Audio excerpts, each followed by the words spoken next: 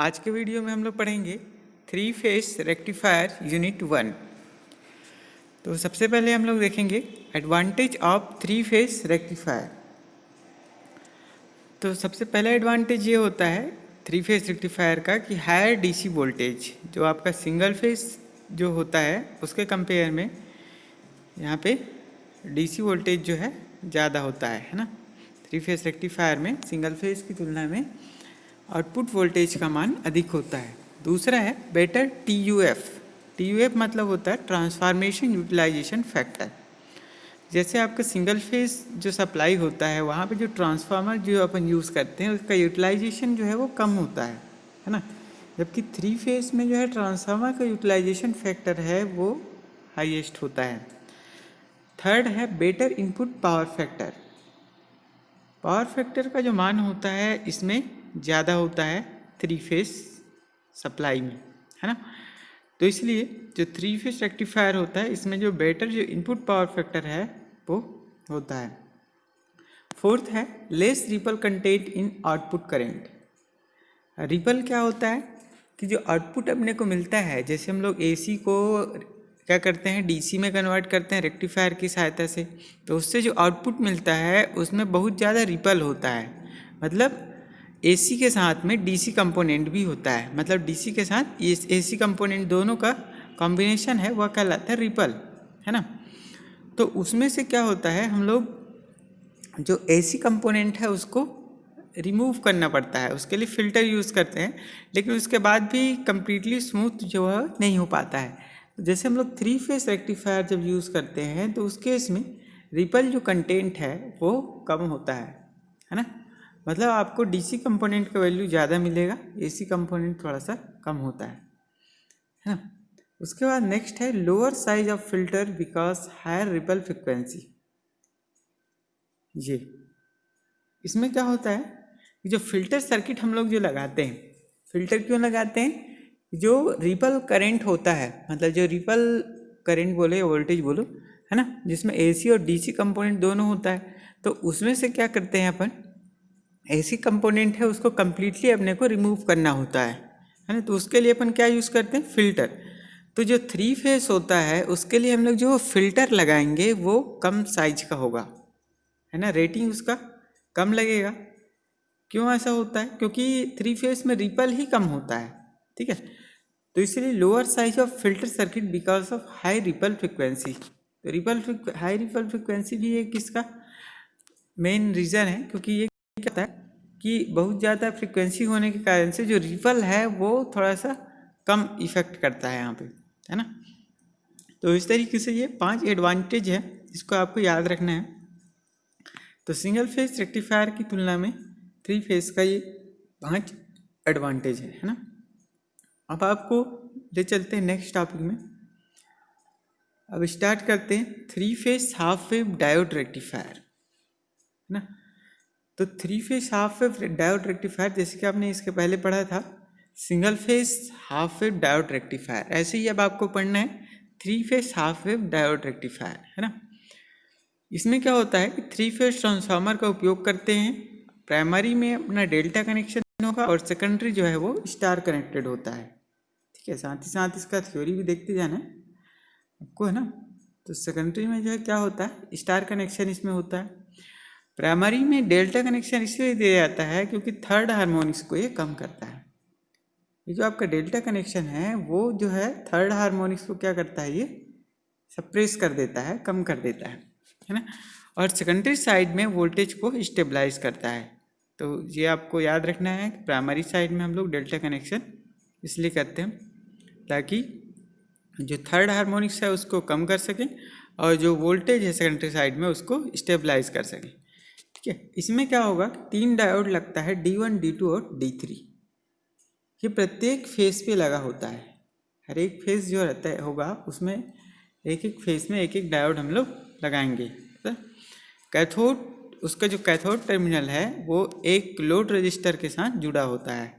Neutral का उपयोग load current को रिटर्न पाथ प्रोवाइड करने के लिए हम लोग करते हैं, ठीक है।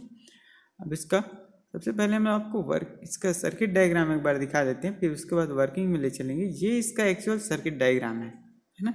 जैसे कि अभी कंस्ट्रक्शन में हम लोग देखें, ये जो प्राइमरी है, ये प्राइमरी साइड है इधर, है ना, ये क्या है आपका डेल्टा कनेक्शन है।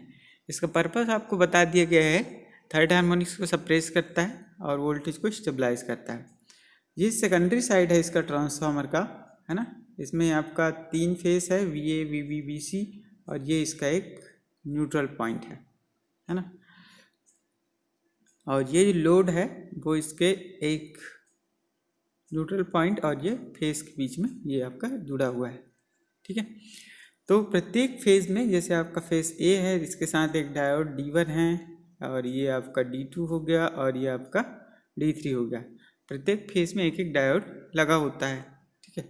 अब इसके वर्किंग की ओर आपको ले चलते हैं।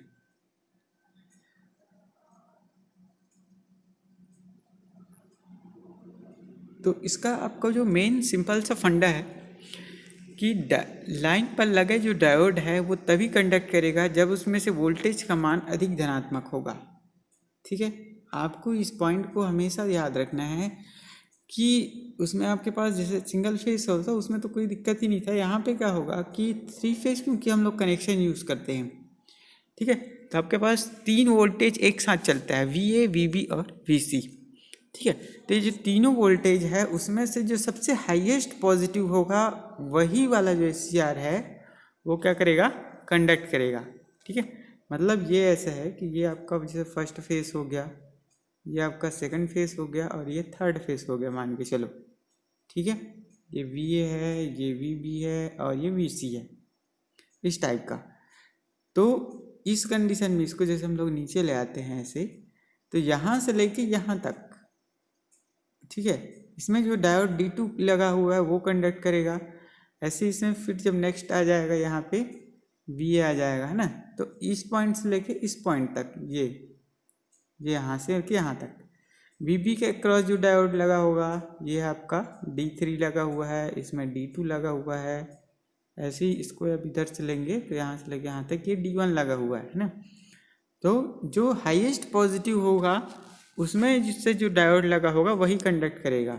मतलब ये जैसे आपका, हालांकि यहाँ पे तीनों वोल्टेज है, लेकिन VA जो है VB और VC की तुलना में हायर पॉजिटिव है, तो VA से जो डायोड, इस ऑपरेटिंग वोल्टेज जो VA है इससे डायोड D1 जुड़ा हुआ है, तो ये D1 कंडक्ट करेगा। ऐसे ही आप यहाँ पे आ जाएंगे, है ना, इस इंटरवल पे VB में, इसमें क्या है कि VA जो है यहाँ से वैनिश हो गया, नीचे चला गया, मतलब VA का वैल्यू कम हो गया। ऐसी VC का वैल्यू भी क्या है, कम है। यहाँ पे VB का जो वैल्यू है वो हाईएस्ट है, ठीक है। तो VB का वैल्यू हाईएस्ट है तो VB से जुड़ा हुआ जो डायोड क्या है, D2 है, तो वो कंडक्ट करेगा। ऐसे ही जब VC पे आ जाएंगे, यहाँ पे जब VC का वैल्यू हायर पॉजिटिव होगा तो उस समय डायोड D3 कंडक्ट करेगा। फिर से जब आपका VA का वैल्यू अगर हायर पॉजिटिव हो जाएगा तो वो D1 कंडक्ट करेगा। तो इस तरीके से मतलब जिसका वोल्टेज ज़्यादा होगा, तीनों वोल्टेज में से VA VC है, इसमें से जिसका वोल्टेज ज़्यादा होगा उससे जुड़ा हुआ जो डायोड है वो उस समय कंडक्ट करेगा, ठीक है। तो वही चीज़ यहाँ पे बताया गया है कि लाइन पर लगे जो डायोड है, इसको आपको ध्यान देना है वर्किंग को। लाइन पर लगे डायोड तभी कंडक्ट करता है जब उसमें से वोल्टेज का मान अधिक धनात्मक होगा। अधिक धनात्मक मतलब जैसे आपके पास 3 फेस है तो तीनों में से कोई एक फेस जो है हाईएस्ट पॉजिटिव होगा। मान के चलो कि ये आपका VB जो है वो 180 है ना, बाकी जो है 120 है, और एक जो है -100 है, जो भी है ना। तो इसमें हाईएस्ट पॉजिटिव कौन सा हो गया, 180 वोल्ट। तो इससे जो जुड़ा हुआ जो डायोड है वो कंडक्ट करेगा, ठीक है। इस तरीके से है ये। जब 3 फेज सप्लाई में VA का मान हायर पॉजिटिव होता है, अधिक धनात्मक होता है VB और VC की तुलना में। अब आपको ध्यान देना है कि जब VA का जो वैल्यू है ना, वो VB और VC की तुलना में अधिक धनात्मक होगा, तो उस केस में क्या होगा, उसमें से लगा जो डायोड है D1 कंडक्ट करता है ना। जैसे आपके पास 3 फेज था VA BC, है ना, तो इसमें से यदि VA का वैल्यू हायर पॉजिटिव है VB और VC की तुलना में, तो उस समय उससे जो लगा हुआ जो डायोड है, तो उससे लगा हुआ डायोड कौन सा है, D1 है, वो कंडक्ट करेगा, है ना। तो इस समय यह ओमेगा टी, मतलब ये टाइम इंटरवल दिया हुआ है 30 डिग्री से 150 डिग्री तक कंडक्ट करता है, ठीक है। तो ये जो डायोड D1 है वो कहाँ से कहाँ तक कंडक्ट करेगा, 30 से लेके 150 डिग्री तक, ठीक है। Interval omega T equals to 150 degree to 270 degree diode D2 will conduct. जब आपका सेकंड इंटरवल आ गया 150 से लेके 270 डिग्री तक, मतलब इसमें आपको ये ध्यान रखना है प्रत्येक जो फेस है वो 120 डिग्री इंटरवल के लिए ही कार्य करता है ना। मतलब क्योंकि आपके पास 3 फेस है तो तीनों फेस जो है 120 डिग्री इंटरवल पे रहता है। ये 120 डिग्री है, ये 120 है, ये 120 है, इसीलिए इसमें जो इंटरवल बनता है वो 120 डिग्री का बनता है, ठीक है। तो फर्स्ट जो आपको इंटरवल दिखाए थे आपको एक बार मैं वेव फॉर्म में दिखा देता हूँ। ये जैसे कि अपन देखेंगे इसमें इसका वेव फॉर्म है ये। तो फर्स्ट इंटरवल था कि ये मान लो VA का वैल्यू जो है वो हायर पॉजिटिव है, ठीक है। ये तो इस समय VA से जुड़ा हुआ डायोड कौन सा है, D1 है। अब ये कैसे पता चलेगा आपको, यहाँ पे देखो है ना, ये VA है, VA से जुड़ा हुआ डायोड ये है ना। ये जो है ये जो डायोड D1 है ना, ये D2 है और ये D3 है, इसको आपको पहले बताया गया था। तो जब VA का वैल्यू हायर पॉजिटिव होगा VB और VC की तुलना में तो उस समय डायोड T1 कंडक्ट करेगा। ऐसे ही जब VB का वैल्यू हायर पॉजिटिव होगा इन दोनों की तुलना में तो D2 कंडक्ट करेगा, है ना। तो वही चीज़ हो रहा है यहाँ पे। आपको वापस ले चलते हैं इसके वेव फॉर्म की ओर, है ना। तो ये जैसे कि आपको वर्किंग में हम लोग देख रहे थे कि जब VA का वैल्यू हायर पॉजिटिव होगा तो VA का वैल्यू हायर पॉजिटिव है VB और VC की तुलना में यहाँ पे, तो इस समय D1 कंडक्ट करेगा। ये कितने डिग्री के लिए है, 30 डिग्री से लेके 150 डिग्री तक, ठीक है। अब क्या हो गया, VA का जो वैल्यू है वो क्या होने लगा, डाउन होने लग गया, नीचे आ गया, है ना। अब VB का वैल्यू जो है हाईएस्ट आ जाएगा ऐसे, ठीक है। तो VB जब हायर पॉजिटिव होगा तो डायोड D2 कंडक्ट करेगा। अब ये 150 तक आ गया था, 150 में आप 120 जोड़ेंगे तो कितना हो जाएगा, 270 डिग्री। तो ये तो आपका 270 डिग्री तक मतलब 150 से लेके 270 डिग्री तक आपका D2 कंडक्ट करेगा। अब फिर जब नेक्स्ट राउंड में जब चला, है ना, जब VC का वैल्यू हायर पॉजिटिव हो जाएगा VA और VB की तुलना में, है ना। देखो इस इंटरवल में क्या हो जाएगा, VB जो है इधर नीचे चला जाएगा, VA का वैल्यू जो है ऐसे माइनस में आ रहा है नीचे से, है ना। ये डायग्राम थोड़ा सा इनकम्प्लीट है एक्चुअल में, 3 फेस का थोड़ा शॉर्टकट बनाया गया है समझने के लिए इसको, है ना। तो जब VC का वैल्यू हायर पॉजिटिव होगा उसमें डायोड D3 जो है वो कंडक्ट करेगा। फिर से जब VA ज़्यादा हो जाएगा तो D1 कंडक्ट करेगा। तो इस तरीके से ये इंटरवल में 120 डिग्री के इंटरवल पे ये जो है चलते रहता है ना। तो ये इसका सप्लाई वोल्टेज है मान लीजिए और ये इसका फाइनल आउटपुट वोल्टेज है। अगर रेजिस्टिव लोड है तो उस केस में क्या होगा, आउटपुट वोल्टेज और आउटपुट करंट दोनों सेम वेव फॉर्म बनेगा, है ना। तो इस तरीके से ये वर्क करता है, ठीक है। फिर वापस चलते हैं अपन वर्किंग की ओर। तो ओमेगा टी इंटरवल 150 से लेके 270 डिग्री तक, है ना, डायोड D2 कंडक्ट करेगा क्योंकि इस इंटरवल में VB का मान क्या है, अधिक धनात्मक है। कुछ समय पश्चात VB का जो मान है वो कम होने लगेगा। अभी आपने देखा वेव फॉर्म में VC का मान अब बढ़ने लग गया, है ना। अब VC का मान जब बढ़ेगा तो इंटरवल कहाँ से कहाँ तक है, 270 से लेके 390 डिग्री तक,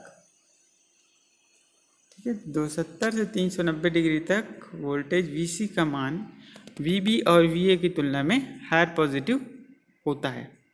तो जिससे क्या होगा, डायोड D3 कंडक्ट करेगा, ठीक है। 270 से लेकर 390 डिग्री तक डायोड D3 कंडक्ट करता है ना। ये इस वाले की बात हो रही है यहाँ पे, ये है ना। तो ये 30 से 150, 150 से ये 270 और 270 में आप 120 जोड़ देंगे तो ये इस इंटरवल के भी VC जो है वो हायर पॉजिटिव होता है, ठीक है। तो ये इसका वोल्टेज वेव फॉर्म था ऊपर वाला, और फिर ऐसे ही इसका करंट का वेव फॉर्म है नीचे का, है ना।